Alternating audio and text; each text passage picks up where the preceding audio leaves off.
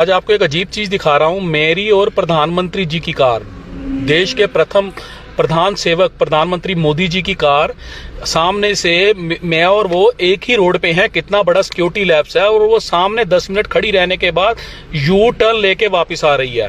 मतलब फिरोजपुर से 10 किलोमीटर पहले की ये वीडियो मैं आपको दिखा रहा हूं कि प्रधानमंत्री जी का काफिला मतलब फंसा था और पुलिस उसको भी निकालने में नाकामयाब रही। और ये कितना बड़ा सिक्योरिटी लैप्स है पंजाब सरकार का, पंजाब पुलिस का। जिम्मेदार अधिकारियों पर तुरंत कार्रवाई होनी चाहिए।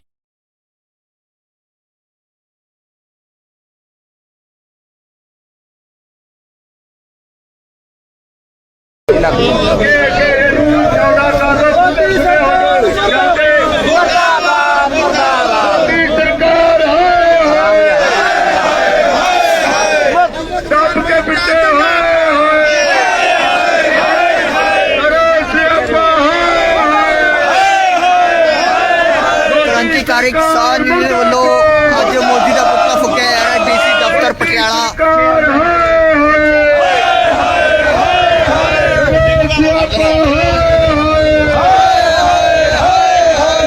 ਚੱਟਣ ਵਾਲੀ ਮੋਦੀ ਸਰਕਾਰ ਮੁਰਦਾਬਾਦ, ਸੰਯੁਕਤ ਕਿਸਾਨ ਮੋਰਚਾ ਜ਼ਿੰਦਾਬਾਦ,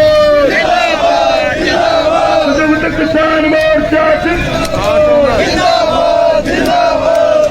क्रांतिकारी किसान यूनियन जिंदाबाद, संयुक्त किसान मोर्चा जिंदाबाद, जिंदाबाद जिंदाबाद, मोदी सरकार मुर्दाबाद, मुर्दाबाद मोदी सरकार मुर्दाबाद, मुर्दाबाद हौली हौली मर जूगा, हौली हौली मर जूगा। मरनी मारे तो सप नहीं मरता है। किसान मजदूर एकता जिंदाबाद, किसान मजदूर एकता जिंदाबाद,